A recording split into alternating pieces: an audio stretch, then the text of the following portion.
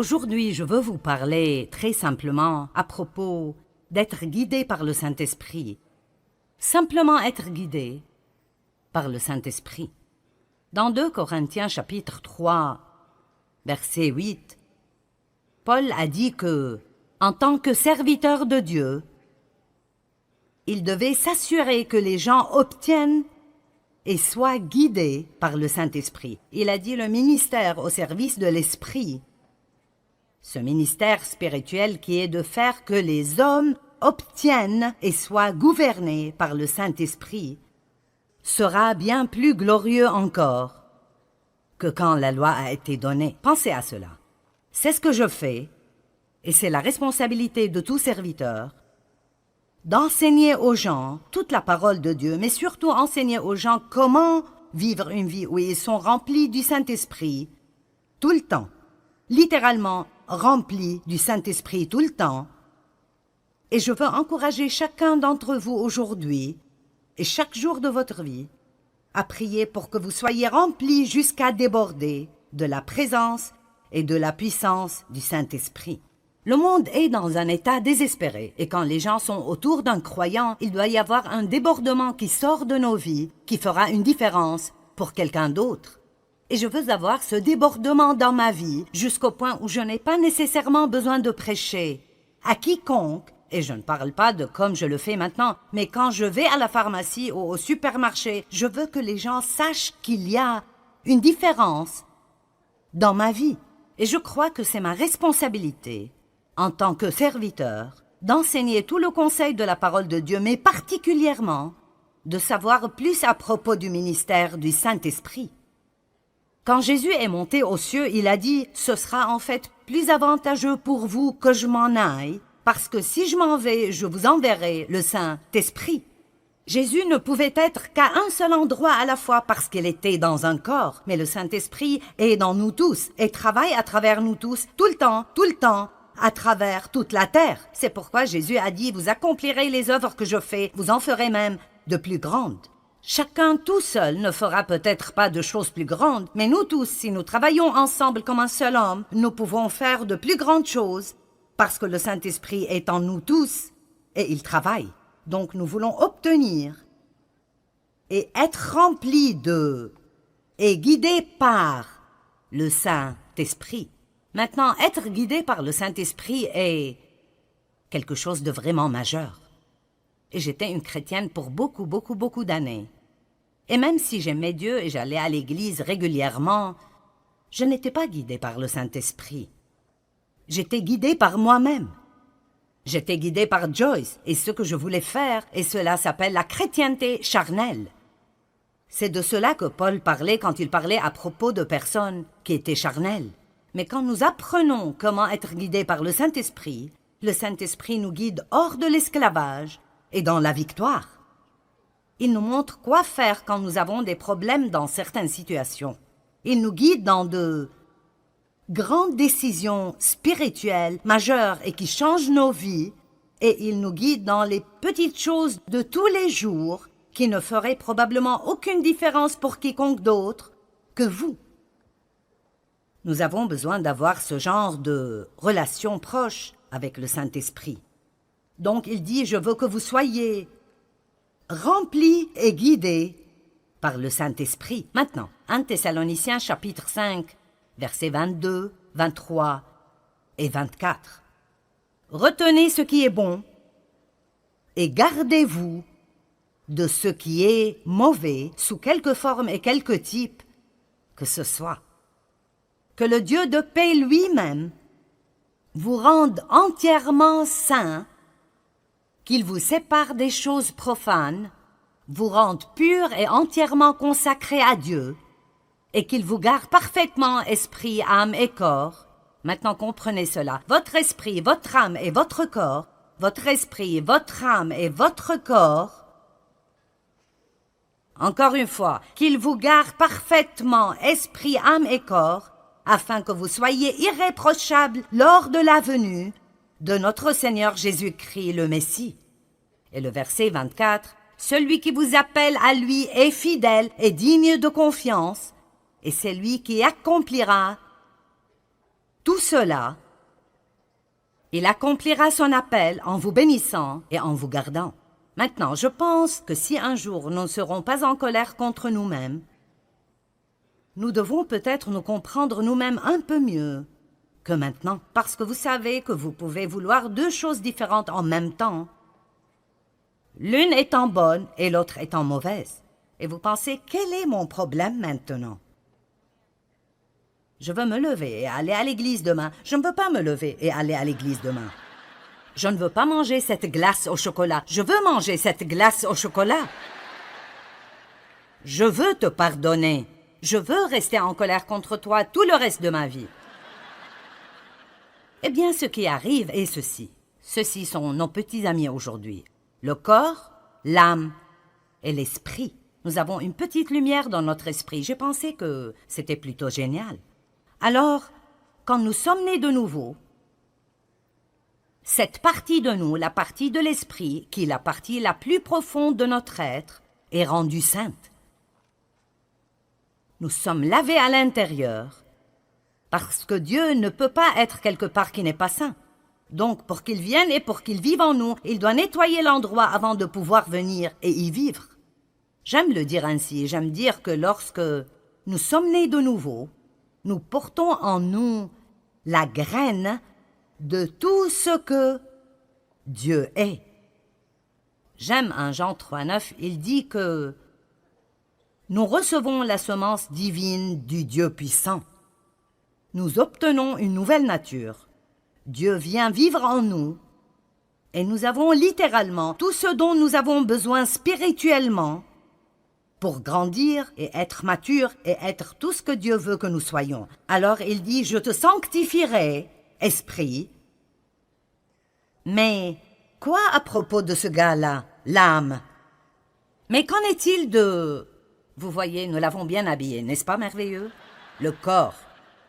Et nous ne pouvions pas trouver de façon de le faire. Mais le corps aime se vêtir de tout cela et puis se regarder.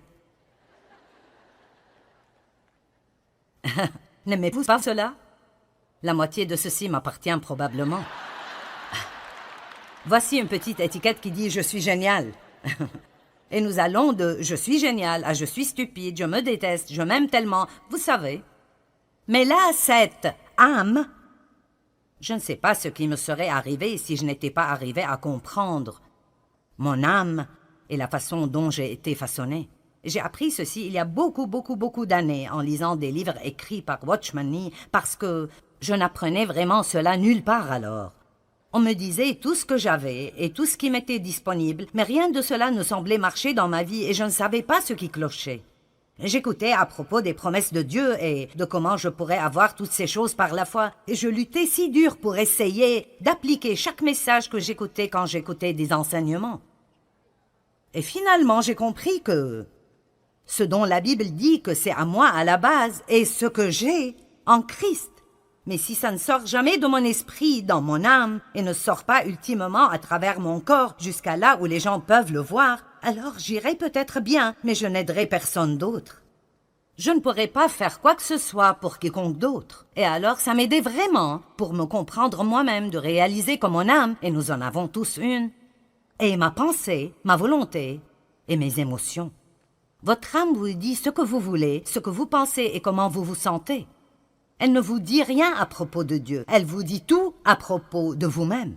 Alors, votre esprit peut vous guider et vous dire de vous lever et d'aller à l'église, ou de donner quelque chose, ou de demander pardon à quelqu'un, ou de donner une faveur à quelqu'un. Et dans cette partie, la partie de la nouvelle nature en vous, vous voulez vraiment le faire. Vous aimez Dieu et vous voulez le faire. Mais après, votre âme dit « Je n'ai pas envie de faire cela. Je ne veux pas. Et franchement, je ne pense pas que c'est une bonne idée. Il n'était pas très gentil avec toi. Pourquoi devrais-tu faire cela? » Et alors, tout le raisonnement commence à propos de pourquoi vous ne devez pas faire cela et votre corps veut juste se reposer et faire la sieste ou manger un beignet ou quelque chose comme ça. Alors, vous devez comprendre, votre corps n'est capable de faire que ce que vous l'entraînez à faire. Il ne peut faire rien d'autre. Il est juste plutôt stupide, sauf si vous l'entraînez et le garder sous contrôle tout le temps. Ce n'est pas surprenant que Paul ait dit « Je traite durement mon corps ». Il n'a pas dit « Je nourris sûrement mon corps ». Il a dit « Je traite durement mon corps ». Ça sonne pareil, mais les mots sont bien différents. Alors, ça nous aide beaucoup de comprendre ceci. Paul a décrit ce même dilemme dans Romains chapitre 7. Et si vous lisez Romains 7 depuis le verset 15 jusqu'à la fin du chapitre, vous penserez « Il sait de quoi je parle ». Parce que Paul dit « Quel est mon problème? Ce que je veux faire, je ne le fais pas. Et ce que je ne veux pas faire, je le fais. » Et puis c'est comme s'il avait une conversation avec lui-même. Donc si je ne veux pas le faire, mais je le fais, ce n'est donc plus moi qui agis ainsi, mais ça doit être une autre loi spirituelle à l'œuvre dans mon corps qui me fait agir ainsi. Et puis il continue encore et elle dit finalement « Qui me délivrera de ce corps de mort? Dieu soit loué, il le fera par Jésus-Christ. » Donc si nous revenons à 1 Thessaloniciens, il a dit « Je vous sanctifierai corps, âme et esprit, je le ferai, j'accomplirai mon appel en vous sanctifiant. » Nous voyons que Jésus est le chef et le consommateur de la foi. La Bible nous enseigne dans Philippiens 1,6 que celui qui a commencé en vous cette bonne œuvre la rendra parfaite pour le jour de Jésus-Christ. Eh bien, si Dieu fera tout cela, et si j'ai été sauvé depuis 25 ans et je me suis toujours un désastre, si j'ai été sauvé depuis 25 ans et je suis toujours un désastre, j'essaierai de ce côté. Si j'ai été sauvé depuis 25 ans,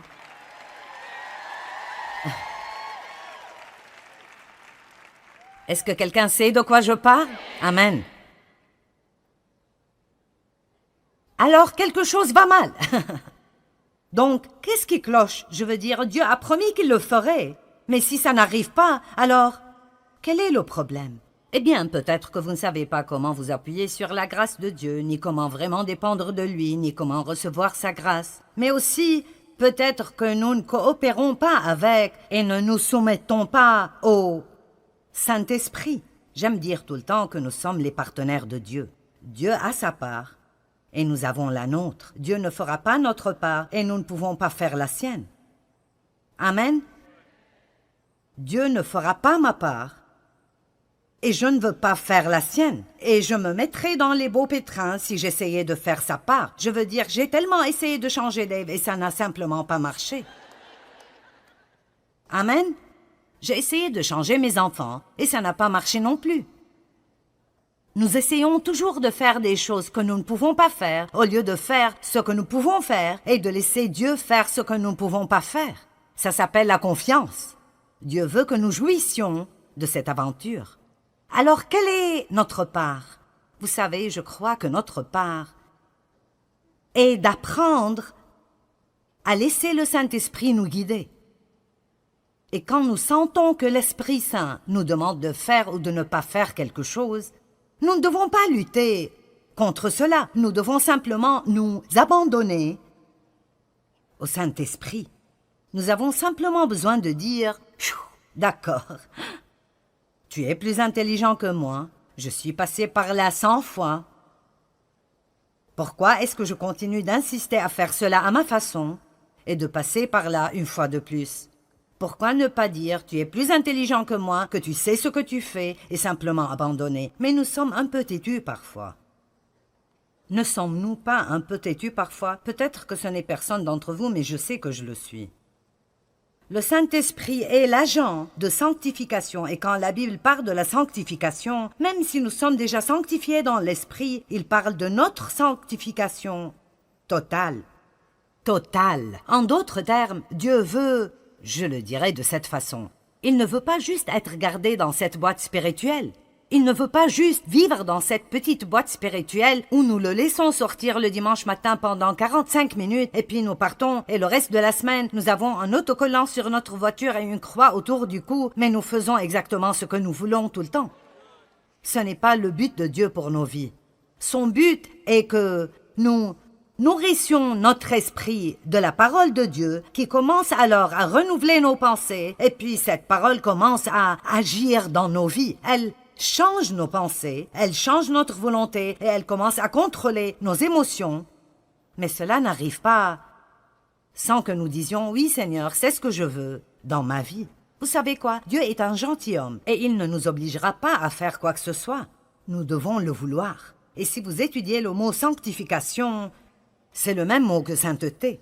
Et parfois, quand on parle de la sainteté, les gens sont un peu mal à l'aise. Mais la Bible dit que la sainteté est une récompense.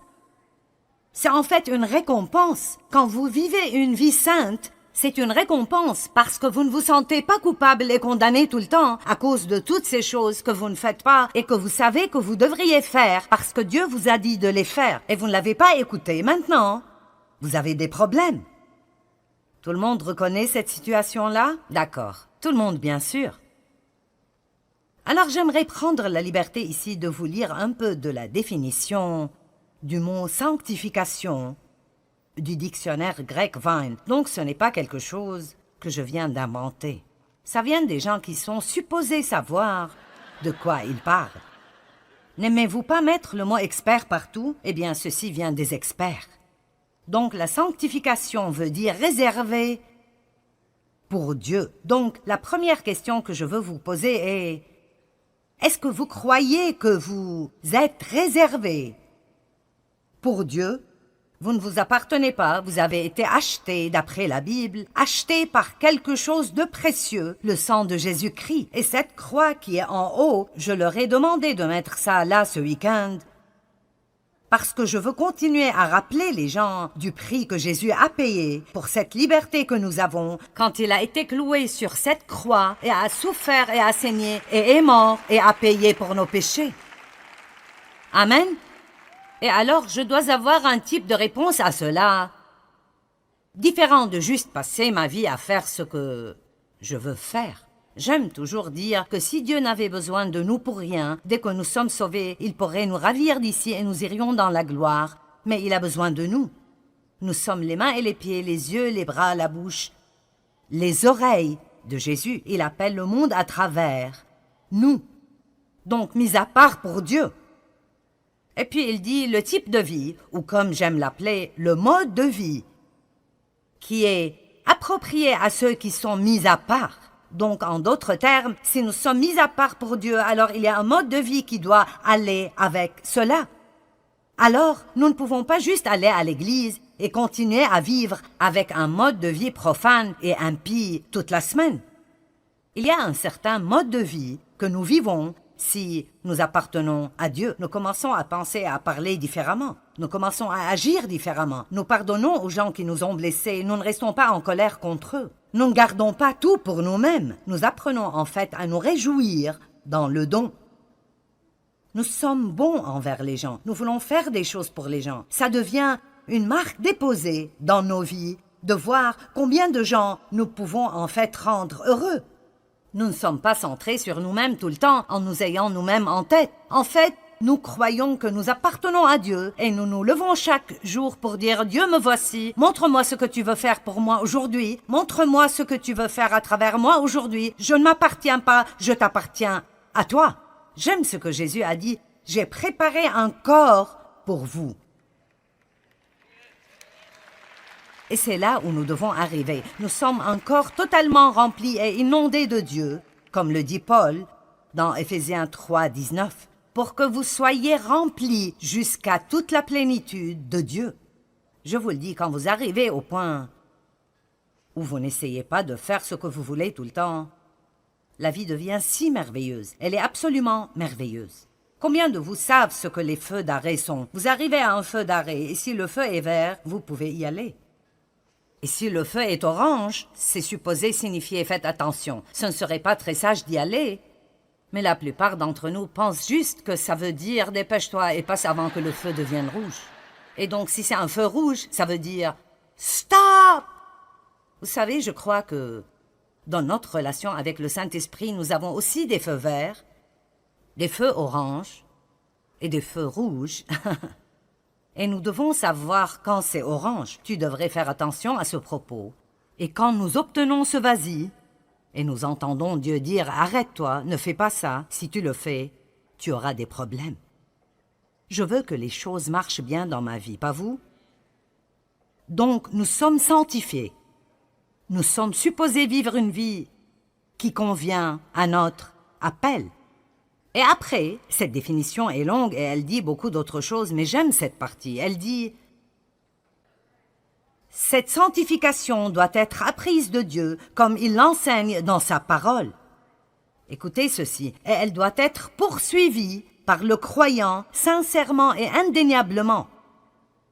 Donc, en d'autres termes, je ne l'aurai jamais si je ne le veux pas vraiment. Et je dois le vouloir, vraiment, vraiment, vraiment fortement. Écoutez cette traduction du dictionnaire grec. Ce caractère saint n'est pas indirect. Il ne peut pas être transféré ou imputé, mais c'est une possession individuelle bâtie petit à petit comme le résultat de l'obéissance à la parole de Dieu. Savez-vous que vous pouvez attraper des maladies, mais vous ne pouvez pas attraper la bonne santé? Et vous ne devez pas travailler dur, ni moi non plus, pour être impie. Ça vient naturellement, en quelque sorte. Vous ne pouvez pas juste attraper la sainteté. Vous ne pouvez pas juste aller à l'église et vous asseoir là et écouter quelqu'un en train de prêcher et penser que cela vous rendra saint. Mais vous apprenez des choses et puis vous faites des choix d'après ce que vous avez appris. Et puis petit à petit, jour après jour, votre caractère commence à changer. Je pensais à cela et c'est une bonne façon de le dire. Je l'ai dit, mais j'aime ceci. Ce que j'ai dans mon esprit comme don de Dieu, et vous avez tout ce dont vous avez dans votre esprit comme don de Dieu, acheté par le sang de Christ. Mais c'est là qu'il est, il est dans votre esprit, et c'est là qu'il restera si vous n'apprenez pas à être guidé par le Saint-Esprit et à coopérer avec Dieu.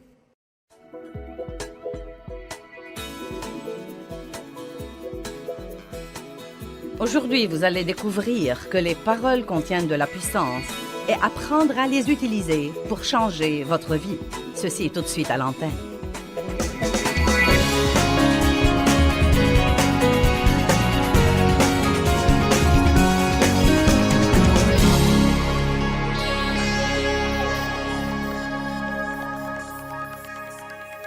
Je crois qu'il y a des messages que nous devons écouter tant que nous sommes vivants,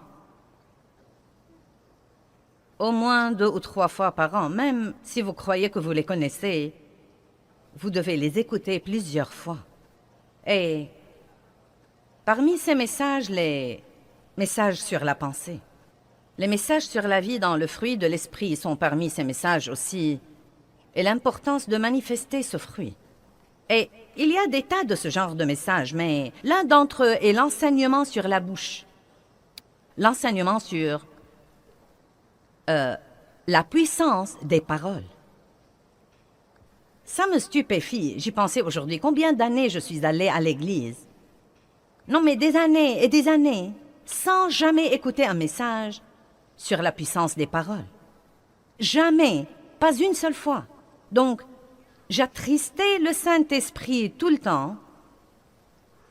Je disais des choses qui entravaient complètement les anges qui, d'après la Bible, sont envoyés pour aider les héritiers du salut. Je disais des choses qui les empêchaient complètement de m'aider. Je ne savais pas ce que je faisais parce que personne ne me l'avait dit. Maintenant, il y a probablement des personnes ici ce soir qui n'ont jamais entendu parler de ce que je vais vous enseigner. Beaucoup d'entre vous en ont déjà entendu parler, mais une des choses les plus difficiles, sinon la chose la plus difficile à laquelle nous sommes confrontés tous les jours, c'est d'essayer de contrôler notre bouche.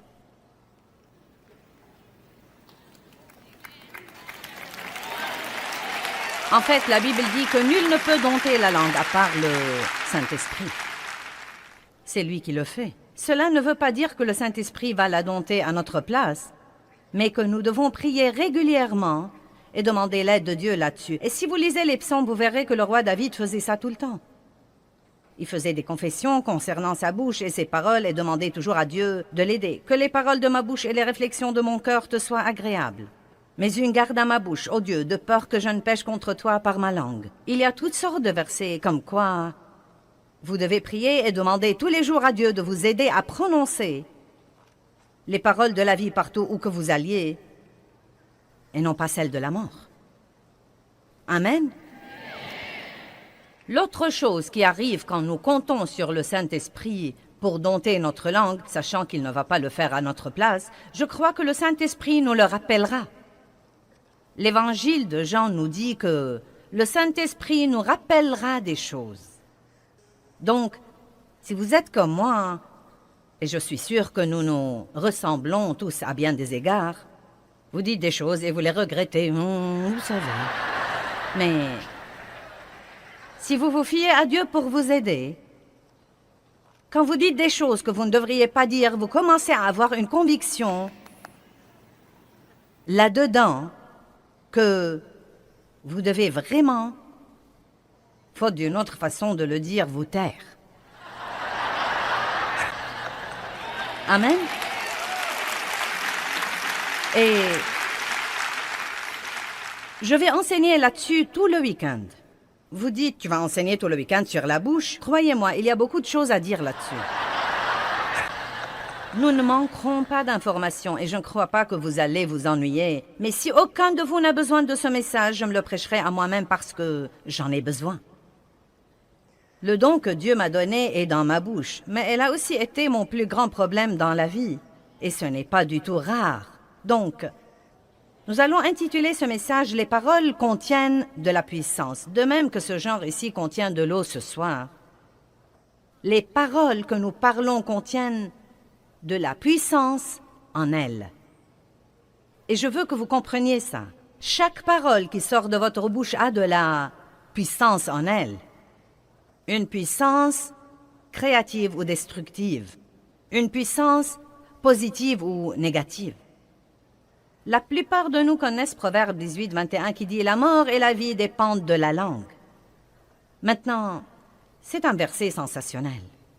La mort et la vie dépendent de la langue. Je crois que je dois faire attention à mes téléspectateurs en ce moment et m'assurer que vous m'aviez bien entendu. La mort et la vie dépendent de la langue. Amen.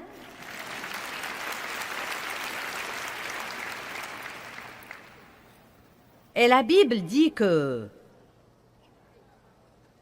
Elle nous dit en fait que nous mangerons du fruit de nos paroles, soit pour la vie, soit pour la mort. Donc vous mangez littéralement vos paroles. Elles sortent de votre bouche, passent à côté de votre visage, entrent dans vos oreilles et descendent au-dedans de vous. Donc nos paroles affectent non seulement les autres, mais elles nous affectent également. Maintenant, je crois que nous sommes tous assez intelligents pour comprendre que nous pouvons soit dire quelque chose à quelqu'un qui le rende heureux, soit qui le rende malheureux. Vous comprenez ça, n'est-ce pas? Mais je veux aussi que vous compreniez, nous allons focaliser ce soir sur les paroles elles-mêmes et non pas sur la manière dont nos paroles affectent les autres, ce dont nous parlerons plus tard. Mais je veux vous parler en fait ce soir de l'effet de nos paroles dans le royaume de l'esprit, parce que c'est un domaine auquel nous ne pensons que rarement. Je me souviens, il y a plusieurs années, il y a très longtemps que j'étais dans une situation difficile et je travaillais pour des gens qui étaient difficiles à vivre. Je ne sentais pas qu'ils me traitaient comme il faut. Et plusieurs personnes au travail avaient le même problème que moi. Et donc nous sommes tombés dans le même piège dans lequel tombent les gens, bien que nous soyons chrétiens et... Vous savez, yak, yak, yak, yak, yak, yak, yak, yak, yak. Je n'arrive pas à croire ça, et ce n'est pas juste, et ce n'est pas équitable, et blablabla. Donc Dieu a commencé à s'occuper de moi, et à s'occuper de moi, comme quoi je devais arrêter ces commérages, que je devais arrêter la médisance et le rapportage, et que quand je sens qu'on me traite injustement, je ne dois pas courir le raconter à 3 autres personnes et les provoquer pour qu'elles me racontent les injustices qui leur arrivent, et pour que nous puissions en parler ensemble. Donc, vous savez, Dieu s'est occupé de moi plusieurs fois et je me suis un peu disciplinée et j'ai arrêté de médire au travail de mon patron. Mais j'en parlais toujours à Dave à la maison car après tout, c'est derrière les portes fermées et c'est privé et c'est mon mari. Nous utilisons cette excuse, vous devez décharger sur quelqu'un. Et donc, Dieu a commencé à s'occuper de moi là-dessus et il m'a dit... Et ce qu'il m'a dit m'a tellement impressionnée. Il m'a dit, Joyce, il ne s'agit pas tant de la personne à qui on se confie que des paroles elles-mêmes. Et où que tu sois dans ton problème, moi je t'écoute.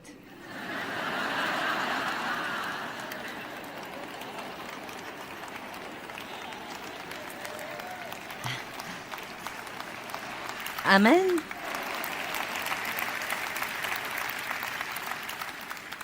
Je vais vous dire quelque chose pour illustrer, et je vais le répéter plusieurs fois ce week-end. La chose la plus dure que quiconque ait jamais à faire dans sa vie, c'est d'avoir un problème et de ne pas dire quelque chose de négatif. J'ai eu un accès de colère mineure cette semaine. Non pas majeur, mais mineur. Une colère qui a duré 5 à 7 minutes. Mais quand j'ai fini, j'ai dû me repentir de mes commentaires négatifs et de mon attitude négative, et je me suis dit que c'était drôle car je me préparais à prêcher là-dessus. Vous savez, le diable aurait aimé que je culpabilise trop pour monter en chair et prêcher là-dessus, mais je ne supporte pas ces trucs, donc je vais vous le dire carrément. Vous savez, je dois combattre ça comme tous les autres. Mais vous savez ce que j'ai décidé dans ma vie? La bonne nouvelle est qu'il y a 10 ans, ma colère aurait duré 3 semaines.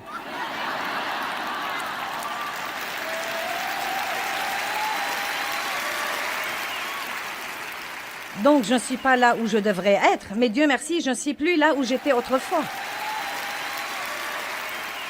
Je fais des progrès. Et vous savez, quand nous piquons une crise de colère, nous disons les choses les plus stupides qu'on puisse dire. Non, mais des trucs vraiment stupides. Par exemple, « Personne ne m'aime ».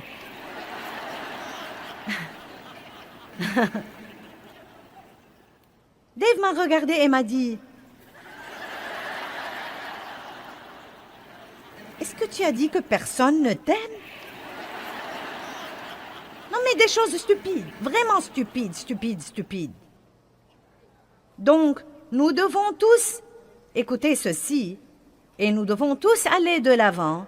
Et, puis-je vous dire quelque chose? Quand nous disons des choses que nous ne devons pas dire, nous devons les considérer comme n'importe quel péché et nous en repentir. Et c'est quelque chose que tant de gens ne font pas, parce que ce n'est pas un oup. Ce n'est pas un contretemps dans la vie. Je vais vous montrer ce week-end que si nous ne repentons pas et nous ne couvrons pas ce péché du sang de Jésus, nous ouvrons une porte au diable dans bien des cas. Les paroles ont de la puissance dans le royaume de l'esprit.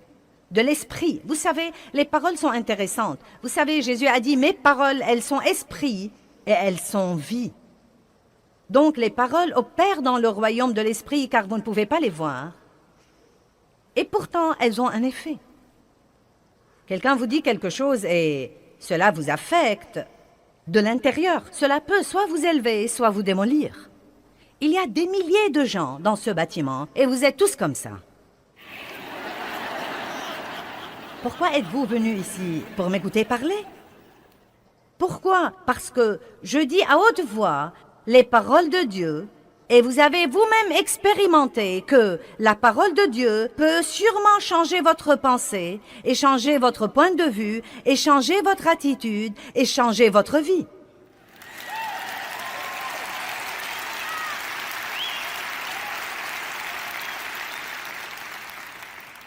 Dieu nous a donné un don qui est très précieux, sa parole.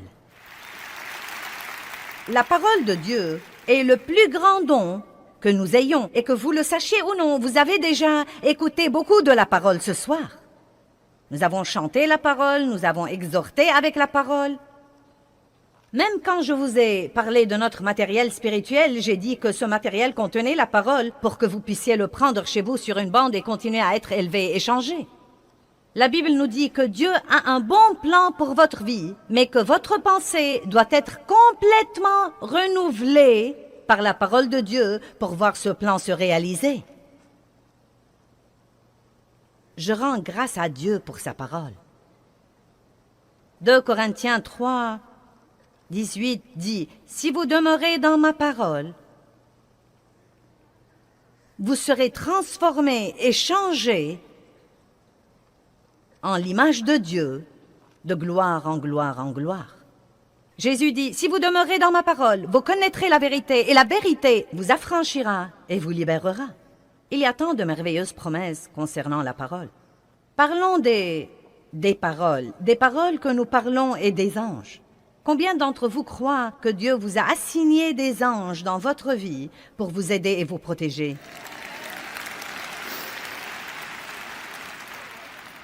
Nous n'y pensons pas assez. Mais je vous encourage à prendre l'habitude de remercier Dieu pour les anges qu'il vous a assignés pour vous aider. Mais certains de vos anges sont extrêmement ennuyés. Ils aimeraient vraiment que vous les laissiez faire leur travail et que vous leur donniez quelque chose pour qu'ils puissent travailler et que vous arrêtiez de les entraver à tout bout de champ. Maintenant, Psaume 103, 20. Bénissez l'Éternel avec amour, avec reconnaissance, vous ses anges, qui êtes puissants en force et qui exécutez ses ordres en obéissant à la voix de sa parole. Maintenant, qu'écoutent les anges, à votre avis? La parole de Dieu. À quoi prêtent-ils l'oreille? Qu'est-ce qui les touche? Qu'est-ce qui les motive? Qu'est-ce qui les incite à travailler? Non pas les murmures, non pas les plaintes, non pas le ronchonnement, non pas les critiques, non pas les commérages, non pas le rapportage. La parole de Dieu. Ils prêtent l'oreille à la parole de Dieu. Hébreux 1, 14 dit que ces anges ont été donnés par Dieu à tous ceux qui ont hérité le salut. Que tout le monde dise « c'est moi ». Maintenant, est-ce que vous comprenez ce que je dis? Si vous voulez que vos anges vous aident, vous devez leur donner quelque chose pour qu'ils puissent travailler. Et donc, la meilleure chose que nous puissions faire si nous avons des ennuis, c'est de dire « je crois la parole ». Je crois que la parole de Dieu est vraie, que ses promesses sont vraies. Vous devez connaître assez de la parole pour pouvoir dire « Dieu a dit ». Dites quelque chose de la parole qui s'applique à votre situation. Je ne dois pas craindre parce que Dieu est avec moi.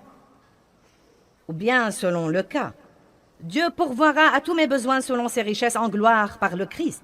Et non pas si vous perdez votre travail. « Oh, j'ai perdu mon travail, que vais-je faire? Tous mes espoirs sont anéantis, je suis sans le sou, je ne sais pas ce que je vais devenir, je n'aurai jamais de chance. » Et donc, vous savez, les anges sont comme...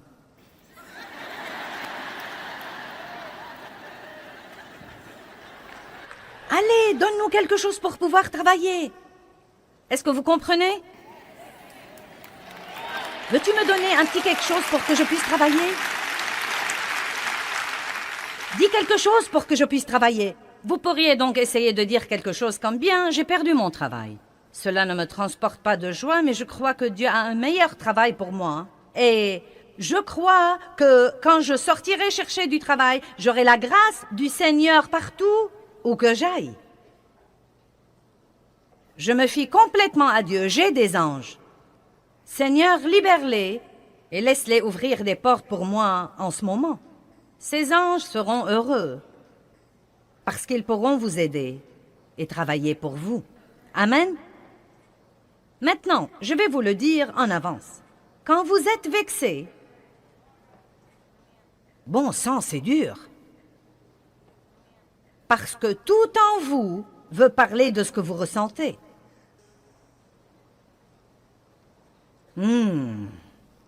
Amen.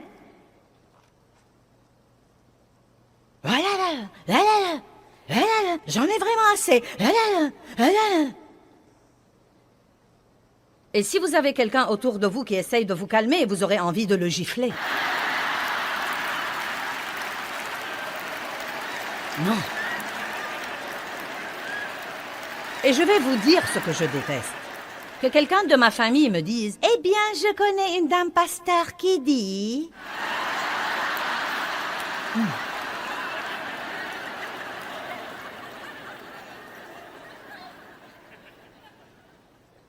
Mais vous savez quoi? Je suis si reconnaissante pour tous ces messages que j'avais prêchés encore et encore et encore et encore, et pour cette parole qui m'aide maintenant, au moins après 30 ans, à ne perdre le contrôle que pour 5 à 7 minutes au lieu de le perdre pour 3 semaines. Et vous savez, à comprendre que c'est mauvais et que je dois vraiment me repentir et que je dois me corriger. Et je crois que d'ici 4 ou 5 ans, ces 7 minutes se réduiront à 2 et qui sait, peut-être qu'un jour viendra où j'aurai le contrôle total. Je ne sais pas. Mais c'est peu probable tant que je suis dans ce coup charnel, mais je vais vous dire une chose. Je ne veux pas une bande d'anges paresseux qui me suivent partout sans rien faire, parce que je les entrave constamment avec les trucs stupides que je dis. Je veux que vous compreniez ceci. Les paroles ont de la puissance dans le royaume de l'esprit et Dieu vous a donné de l'aide. Il vous a assigné des anges et les anges ne sont pas de petits gros bébés avec des ailes. Non mais les dessins que nous voyons des anges, non mais, sont si ridicules. Oh! Je ne le crois pas. Non mais ce sont des anges puissants, guerriers, qui mesurent 3 mètres et demi à 4 mètres et demi. En fait, je vais vous raconter une histoire. Vous pourriez la croire si vous avez assez de foi. Je n'ai pas vu ça, mais je crois l'homme qui l'a raconté, car je ne pense pas qu'il savait assez pour l'inventer. Un homme est venu à une de mes réunions à Phoenix avec sa femme. Il n'était pas croyant. Il est venu... C'était son cadeau d'anniversaire à sa femme. Il l'a amené, il est venu avec elle. Et... pendant la louange et l'adoration, elle a dit qu'il a commencé à sangloter. Et elle lui a dit, « Qu'est-ce qui te prend? » Il lui a dit, « Tu n'as pas vu ça? Tu n'as pas vu ça? » Et elle lui a dit, « De quoi parles-tu précisément? » Il a dit, « De toute façon, l'histoire ressemble à ça. Je portais du blanc ce soir-là et quand je suis sortie... » Écoutez, maintenant... Quand je suis sortie, a-t-il dit, tous ces hommes très grands sont en fait sortis avec moi et ils étaient tous vêtus en blanc également. Il a dit, je n'y ai pas trop pensé, j'ai cru que c'était la chorale. Et donc il a dit, quand Joyce est montée en chair pour prêcher, pour dire quelque chose, chaque fois qu'elle venait dire quelque chose, tous ces types la suivaient et venaient et formaient un demi-cercle autour d'elle. Mais il a dit qu'il retirait ses épées et qu'ils étaient au garde à vous.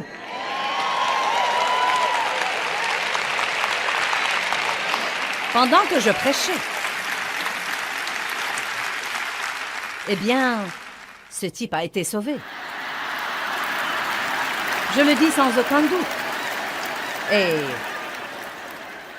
comme je l'ai déjà dit, je ne sais pas, non mais je ne sais pas ce que vous en pensez, mais... ça avait un effet spectaculaire sur ce type. Et je me suis dit, « Waouh!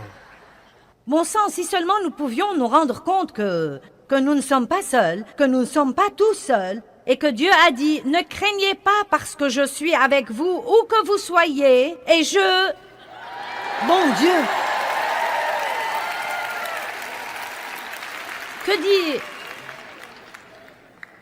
Que dit-il là? Écoutez. Écoutez avec soin, car il ordonnera à tous ses anges de t'accompagner et de te défendre et de te garder dans toutes tes voies d'obéissance et de service. Et ils te porteront sur les mains de peur que ton pied ne heurte contre une pierre. Tu marcheras sur le lion et sur l'aspi et tu fouleras le lionceau et le dragon. Wow! Mais n'oublions pas le psaume 103:20. Il prête l'oreille à la parole. Nos paroles ont donc un effet dans le royaume de l'esprit. Philippiens 2 dit, travaillez à votre salut avec crainte et tremblement. C'est dans Philippiens 2, 12 et 13. Travaillez à votre salut avec crainte et tremblement. Travaillez à, et non pas travailler pour. Travaillez à votre salut avec crainte et tremblement. Puis il dit, non pas par votre force, Mais Dieu vous aidera à le faire. Maintenant, cela veut vraiment dire que quand nous sommes régénérés, Dieu vient demeurer au-dedans de nous. Et une graine de tout ce que Dieu a pour nous est mise au-dedans de nous. Cette graine est l'Esprit de Dieu. Jésus-Christ vient vivre en nous. Bien, maintenant, nous avons beaucoup de bonnes choses en nous. Savez-vous que chacun de nous qui avons accès...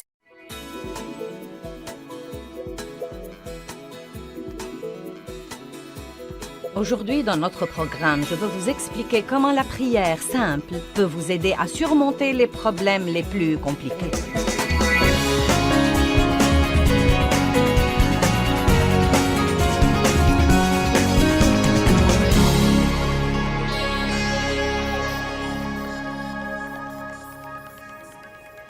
Ce qui compte dans la prière, c'est la sincérité du cœur. La Bible nous enseigne que Dieu prête attention à la prière simple et fervente. Mais écoutez, la prière fervente n'est pas nécessairement retentissante ou longue. C'est la prière passionnée, la prière que vous priez de tout votre cœur. C'est la prière où le cœur y est. En fait, j'ai traversé une période de temps avec Dieu où il m'a défié de lui demander ce que je voulais et ce dont j'avais besoin en aussi peu de paroles que possible. Et c'était vraiment difficile parce que nous avons du mal à dire, par exemple, si nous faisons quelque chose de mauvais, « Dieu, je sais que c'était mauvais, je l'admets, et je te demande de me pardonner. » Merci, Seigneur. Amen. Nous avons du mal à faire ça. « Oh Dieu, j'ai besoin que tu me pardonnes. Dieu, pardonne-moi. Oh Dieu, pardonne-moi s'il te plaît. Oh Dieu, tu dois me pardonner. Dieu, je suis si désolé. Dieu, je ne recommencerai jamais, s'il te plaît. » Et à dire vrai, je crois parfois que nous essayons de nous impressionner, si vous voulez la vérité. Je ne crois même pas que nous parlons à Dieu. Nous essayons de nous impressionner par l'étendue de notre spiritualité. Je suis stupéfiée par les gens qui, quand ils prient, changent complètement de voix. Ils deviennent complètement comme ça. « Oh, toi !»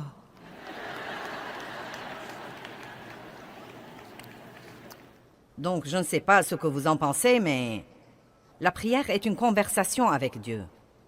C'est demander à Dieu de répondre à vos besoins ou aux besoins de quelqu'un d'autre. C'est le louer, c'est le remercier, c'est l'adorer. C'est lui confier des choses et lui consacrer des choses. C'est beaucoup de choses merveilleuses qui devraient faire partie de la vie de tous les jours. Tout comme la respiration. La prière devrait être comme la respiration. Ne pas prier est un péché.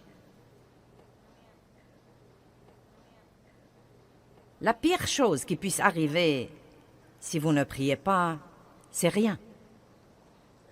En d'autres termes, si vous ne priez pas, rien n'arrivera. Eh bien, quelles sont certaines des raisons pour lesquelles la prière n'est pas exaucée? Tout d'abord, je ne sais pas si nous pouvons dire qu'une prière n'est pas exaucée. En fait, Dieu ne dit pas toujours oui. Vous savez, Dieu dit parfois, pas maintenant. J'ai en fait entendu des gens dire que Dieu ne dit pas non, mais je ne crois pas ça. Si je demande quelque chose qui n'est pas la volonté de Dieu, il me dira non. Sinon, je croirais qu'il ne m'aime pas. Parfois, il dit attends. Parfois, il dit oui. Et parfois, il dit non. Mais une des choses que nous devons comprendre, c'est que quoi qu'il dise, ce qu'il dit est toujours juste. Et si Dieu dit attends, c'est que c'est mieux pour moi d'attendre. Quel que soit ce que ça me fait mal, quel que soit ce que j'en pense, il y a une certaine raison pour laquelle ce n'est pas bon ou ce n'est pas mieux pour moi d'avoir cette chose maintenant.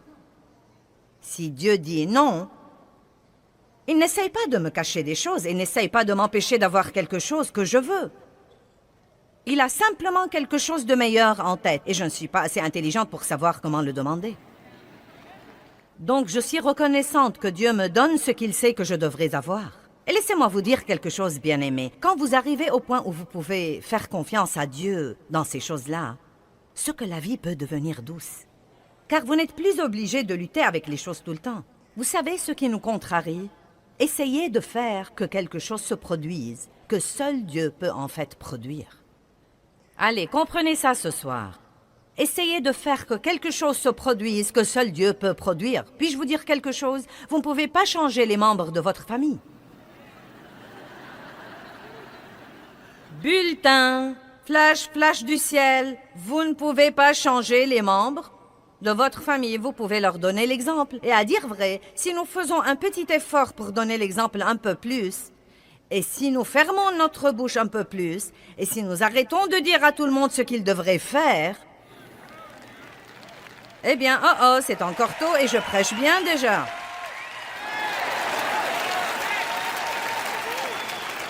Non, mais la Bible dit que la femme ne peut pas gagner son mari par la parole. Mais elle peut le gagner par sa conduite pieuse et par son attitude pieuse également. Amen. Certains d'entre vous ont entendu parler de Smith Wigglesworth, qui était un grand pasteur. Il était plombier et il a fini par devenir pasteur. Mais bien avant de devenir pasteur, il avait une femme pieuse et il était méchant avec elle au plus haut degré. Il ne voulait pas qu'elle aille à l'église, mais elle y allait quand même. Elle disait qu'elle n'allait pas abandonner sa relation avec Dieu et sa communion avec les autres croyants. Et il l'enfermait dehors. Et quand elle revenait à la maison, la porte était fermée. Et elle se couchait dehors et s'endormait. Et le matin, il avait mauvaise conscience. Il lui ouvrait donc la porte et la laissait entrer. Elle lui disait « Bonjour, Smithy » et elle lui...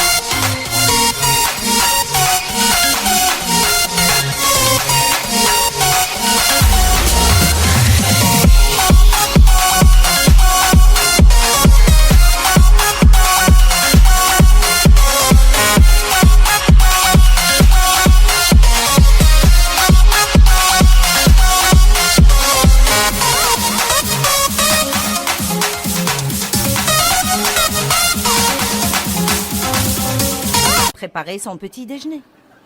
Je sais ce que j'aurais fait, ça n'aurait pas été bonjour Smithy.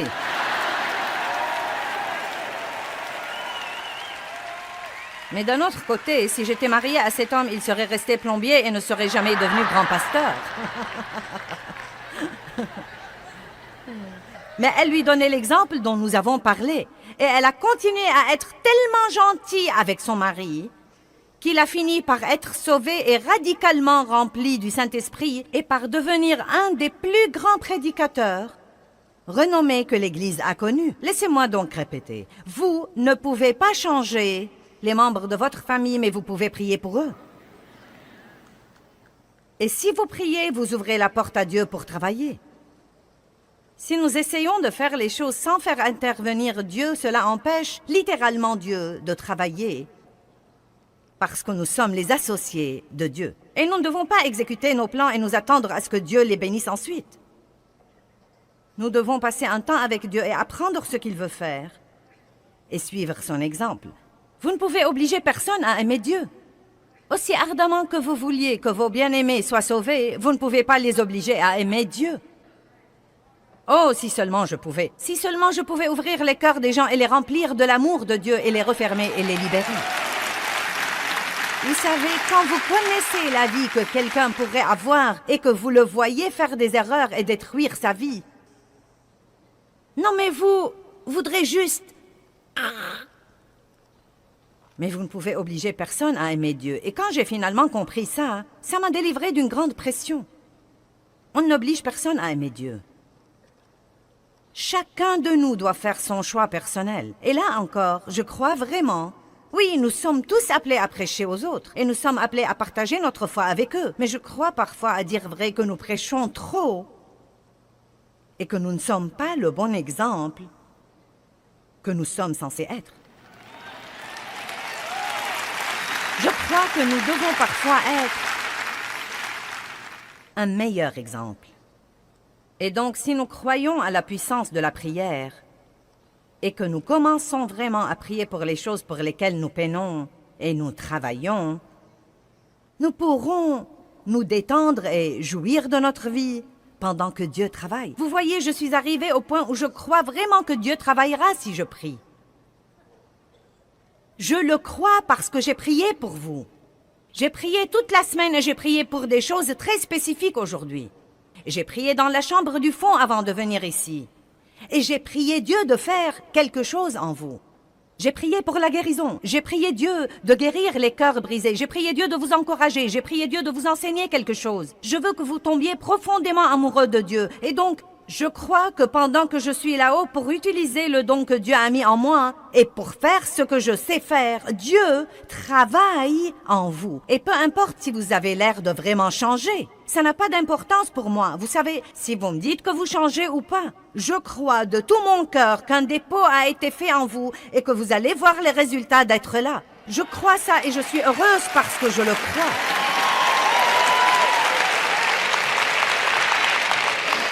Je suis heureuse au plus haut degré, car je crois en ce moment que je suis au milieu de la volonté de Dieu. Et je crois que ce que je fais, je le fais de mon mieux. Et je crois que la parole de Dieu va avoir un effet sur vous. Savez-vous quand j'étais malheureuse?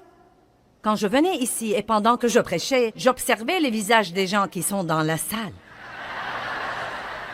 Quelqu'un faisait...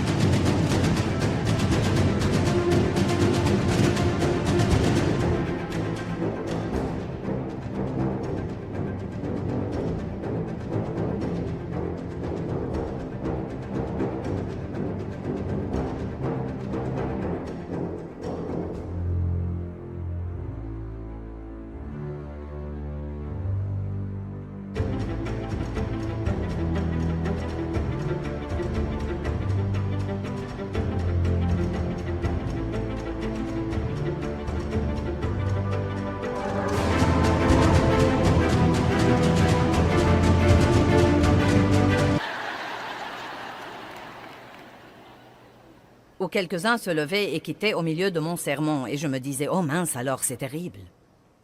C'est horrible, j'ai le mauvais message. Non, non, non, non, non. Non. Vous devez croire que Dieu travaille quand vous priez. Je suis maintenant arrivée au point où si quelqu'un quitte quand je prêche, je me dis, tu rates un bon message. Non, mais vous devez avoir un peu de confiance. Arrêtez de laisser vos circonstances vous gouverner. Puis-je vous dire quelque chose? Regardez-moi. Vous n'avez pas assez de temps à perdre sur cette terre à être malheureux. Bonjour. J'ai dit que nous n'avions pas assez de temps à perdre sur cette terre à être malheureux. Et vous savez, quand vous avez 13 ou 14 ou 20 ou 25 ans, vous croyez que vous avez du temps à perdre. Mais quand vous commencez à avoir 50 et 60 et 61 et 62 et 63 et Dave a 66 ans... Quand vous vieillissez comme ça, quand vous prenez de l'âge... Non, sérieusement, vous savez quoi? Plus vous vivez, plus vous réalisez que vous n'avez plus de temps à perdre. Je ne vais plus gaspiller mes jours à être fâché désormais. Vous m'offensez, je prie pour vous. Vous me blessez, je prie quand même pour vous. Je ne vais plus vivre malheureuse désormais. Vous m'entendez? J'ai dit que je n'allais plus vivre malheureuse désormais. Et vous devez vous-même être aussi intransigeant sur ce point. Vous devez croire à la puissance de la prière et arrêter d'essayer de faire quelque chose à propos de quelque chose pour lequel vous ne pouvez rien faire. Arrêtez d'essayer de vous débarrasser de choses dont Dieu seul peut vous débarrasser. Et n'essayez plus d'avoir toutes ces choses que vous n'allez jamais avoir, à moins que Dieu ne décide de vous les donner. Voici donc ce que je dis. Si vous voulez une chose, demandez-la à Dieu. S'il ne vous la donne pas, sachez qu'il a quelque chose de mieux en tête, ou que ce n'est pas le bon moment. Ne piquez pas une crise là-dessus. Si vous ne l'avez pas quand vous croyez que vous devez l'avoir, dites « elle viendra ». Elle fait son chemin. Le seul moyen de recevoir quoi que ce soit de Dieu, c'est de le croire d'abord par la foi et ensuite vous le verrez se réaliser. Vous savez qu'est-ce que la foi? La foi, c'est croire en l'invisible. C'est ce que c'est que la foi. La foi, c'est croire en ce que vous ne pouvez pas voir. Si vous pouvez le voir, vous n'avez pas besoin de foi. Les raisons pour lesquelles une prière n'est pas exaucée. Eh bien, tout d'abord, les gens ne prient pas. C'est la première grande raison. Allez à Jacques 4:2. Vous apprendrez à libérer des choses par la prière. Non, mais vous aurez tellement de foi dans votre vie de prière au moment où vous partez d'ici que vous saurez que votre première solution à toutes les choses exaspérantes dans la vie est juste de prier là-dessus. Et non pas de prier là-dessus et de vous inquiéter et de potiner. De prier là-dessus et de faire une confession négative. Bonjour. Vous savez, je crois que Jacques chapitre 4 nous enseigne beaucoup de choses. Verset 1, d'où viennent les luttes? Les luttes, c'est tout ce bouleversement que nous avons. Exaspéré, énervé, dérangé. D'où viennent les luttes et comment est-ce que les conflits et les querelles surviennent parmi vous? Il dit, eh bien, ils surviennent de vos désirs qui combattent toujours dans vos membres physiques. En d'autres termes, il dit, les luttes surviennent à cause des trucs que vous voulez. Vous êtes jaloux, vous convoitez ce qu'ont les autres. Vos désirs ne sont pas réalisés et vous devenez des meurtriers car détester, c'est assassiner en ce qui concerne vos cœurs. Wow! Donc, qu'est-ce que ça dit de la jalousie? Vous êtes devenu très silencieux. Non, mais pensez-y. Nous ne sommes pas censés vouloir ce que quelqu'un d'autre a à tel point que nous lui en voulons de l'avoir. Et vous savez ce que j'ai finalement découvert et qui m'a finalement beaucoup soulagée? Pendant longtemps, je ne pouvais pas comprendre pourquoi les gens avaient toujours à redire de n'importe quelle belle chose que j'avais. Quand vous êtes exposé à l'opinion publique, tout le monde se mêle de vos affaires. Et si vous avez une belle voiture, quelqu'un dira « Je ne crois pas que tu dois la conduire. » Si vous faites ceci, je ne crois pas. Mince alors, tu as vu la tenue qu'elle portait? Vous savez ce que j'ai finalement compris? Ils s'en fichent pas mal de ce que je l'ai. Ils sont jaloux car ils ne l'ont pas.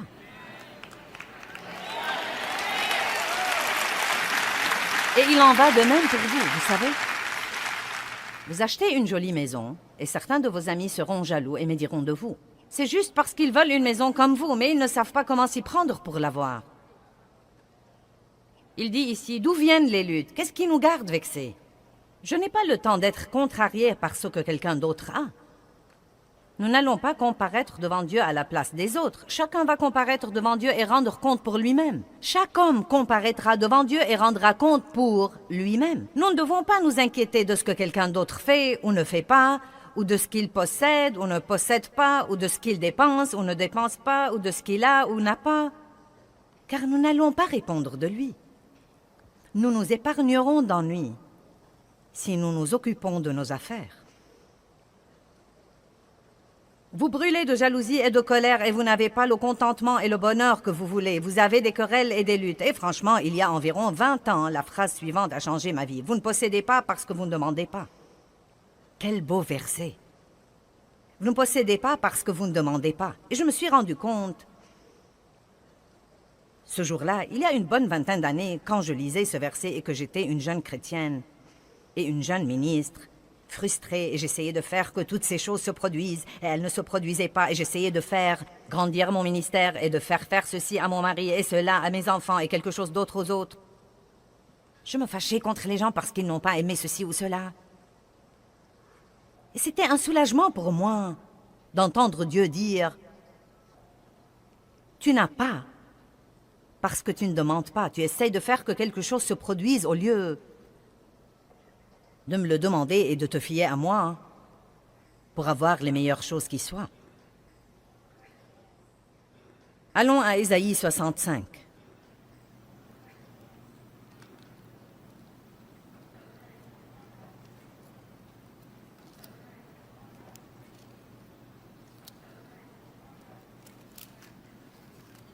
Versets 1 et 2.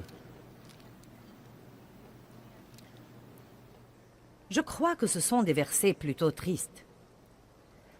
Il dit « J'étais prêt à être recherché de ceux qui ne demandent pas. » Vous voyez le tableau où Dieu attend que quelqu'un lui demande? J'étais prêt à être recherché de ceux qui ne demandent pas. J'étais prêt à être trouvé par ceux qui ne me cherchent pas. J'ai dit « Me voici, me voici. » Dit le « Je suis » à une nation Israël qui ne s'appelait pas de mon nom. J'ai tendu mes mains tous les jours vers un peuple rebelle qui marche dans une voie mauvaise au gré de ses pensées. C'est triste. Vous voyez le tableau où Dieu dit, comme Jésus a dit dans Matthieu 11, « Venez à moi, vous tous qui êtes fatigués et chargés. » Si vous êtes inquiets, venez à moi. Si vous êtes stressés, venez à moi. Si vous êtes chargés, venez à moi. Si vous êtes blessés, venez à moi. Allez au trône et non pas au téléphone. Les gens à l'autre bout du fil ne savent pas ce qu'ils font eux-mêmes. Ils ne sont pas qualifiés pour résoudre vos problèmes.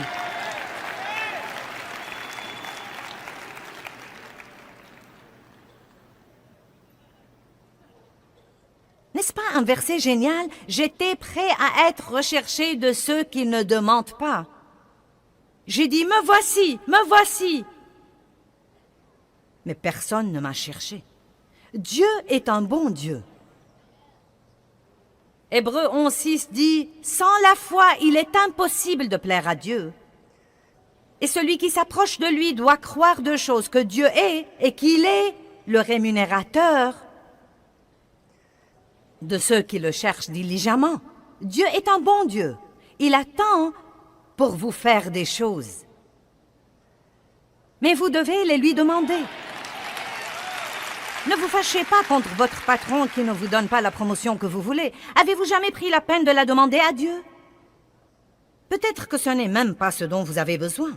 Qui sait, peut-être que Dieu essaye de vous faire quitter ce travail stupide de toute façon pour aller travailler ailleurs. Et vous craignez de ne pas pouvoir gagner autant d'argent ailleurs. Ça me surprend combien de gens mènent une vie qu'ils détestent parce qu'ils ont peur de faire quelque chose d'autre.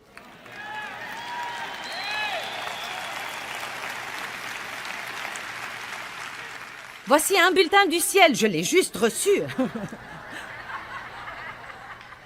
Vous ne pouvez pas suivre le Saint-Esprit et ne pas être heureux. Si vous décidez de suivre le leadership du Saint-Esprit, vous êtes censé être heureux parce qu'il ne va pas vous mener à la misère. Il va vous mener à la justice, à la paix et à la joie dans le Saint-Esprit parce que le royaume de Dieu, c'est ça. Ça alors, le psaume 2:8 dit « Demande-moi et je te donnerai les nations pour héritage. » Demande-moi et je te donnerai les nations. Ce n'est pas pour moi, je ne suis qu'une ménagère. Ce n'est pas pour moi, je ne suis qu'un mécanicien de camion. Ce n'est pas pour moi, je ne suis qu'un éboueur. Eh bien, vous savez quoi? Ce sont tous des travaux très importants. Mais mince alors, vous pouvez prier pour les nations et vous pouvez prier Dieu de vous donner vos voisins et de vous donner les nations. Si vous n'allez pas prier des prières hardies, vous n'allez jamais rien avoir de Dieu. Vous pouvez avoir un peu, car si vous priez pour un peu, vous pourriez avoir un peu. Mais je préférerais prier pour beaucoup et en avoir la moitié plutôt que d'avoir le peu. Pourquoi donc ne pas prier hardiment? C'est la deuxième raison que j'ai ici pour laquelle les gens croient que leurs prières ne sont pas exaucées ou ne sentent pas que la prière produit grand-chose dans leur vie. C'est que les gens ne prient pas hardiment. Eh bien, Dieu, si tu me fais juste ceci. Dieu, si tu me fais juste cela. Je ne veux pas exaspérer personne, j'essaie juste de donner un coup de pied à une vache sacrée, là. Si vous vous écoutez prier ou si vous écoutez tous les autres prier, les gens utilisent constamment le mot « juste ». Dieu, si tu peux juste nous aider. Dieu, si tu peux juste nous oindre. Dieu, si tu peux juste répondre à ce besoin. Dieu, si tu peux juste être là avec nous. Et cela m'a dérangé un jour et j'ai cherché le mot « juste » et il veut dire à peine assez pour se débrouiller. C'est ce qu'il veut dire, à peine assez pour se débrouiller. Mais écoutez-moi, non mais même en le sachant, j'ai vraiment du mal à l'enlever de mes prières. Et je crois que c'est cette attitude inné en nous comme quoi, eh bien, ne vous avisez pas de trop demander à Dieu. Eh bien, Dieu, veux-tu me pardonner juste cette fois? Pourquoi ne pas dire, Dieu, pardonne-moi cette fois, et demain j'aurai besoin que tu me pardonnes encore une fois? Car c'est bien la vérité, et Dieu la connaît déjà. Pourquoi ne commençons-nous pas à être des gens réels avec un Dieu réel qui sait tout sur nous? Devinez quoi? Vous ne surprenez pas Dieu, il savait ce qu'il aurait quand il vous a appelé. Je dis toujours, après que Dieu m'ait appelé au ministère, il n'a pas regardé Jésus une semaine plus tard pour lui dire « Oh non, maintenant qu'allons-nous faire ?» Je me rappelle la femme à qui j'ai parlé dans le magasin. Elle était employée là. Et je lui posais des questions sur sa rémunération. Touches-tu une commission ou un salaire? Comment est-ce que ça marche? Et elle m'a dit, eh bien, en fait, je touche un salaire. Mais elle a dit, je dois faire mon quota pour garder mon travail. Je lui ai dit, ça va pour toi? Elle a dit, non, en réalité, je suis très effrayée en ce moment, je n'ai pas fait mon quota. Et on m'a déjà réprimandé 2 ou 3 fois. Eh bien, la femme était chrétienne, nous parlions du Seigneur. Elle m'a reconnue de la télé et donc nous parlions. Elle a été à l'église toute sa vie. Et je lui ai dit, tu pries Dieu de trouver grâce aux yeux des gens pour que quand ils viennent acheter des trucs ici, qu'ils viennent à toi pour se renseigner? Et elle m'a dit, eh bien, ce ne serait pas bien, n'est-ce pas? Elle a dit, c'est ce que la femme a dit. Et elle a été dans l'église toute sa vie. Ce n'est pas juste de prier pour l'argent. J'ai dit, en as-tu besoin?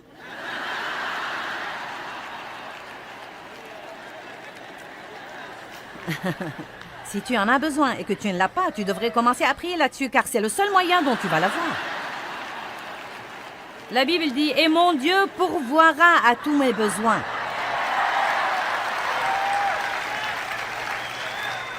Maintenant, nous déraillons si nous ne prions que pour les trucs et l'argent. Mais en réalité, la femme avait une vie de prière pathétique, pitoyable, faible, une vie de prière molle. Et voilà le Dieu de tout l'univers, qui possède tout, qui a vraiment le tout. À qui le donnerait-il sinon à ses enfants? Mais il dit, vous n'avez pas parce que vous ne demandez pas. Demandez et continuez à demander. Frappez et continuez à frapper. Cherchez et continuez à chercher.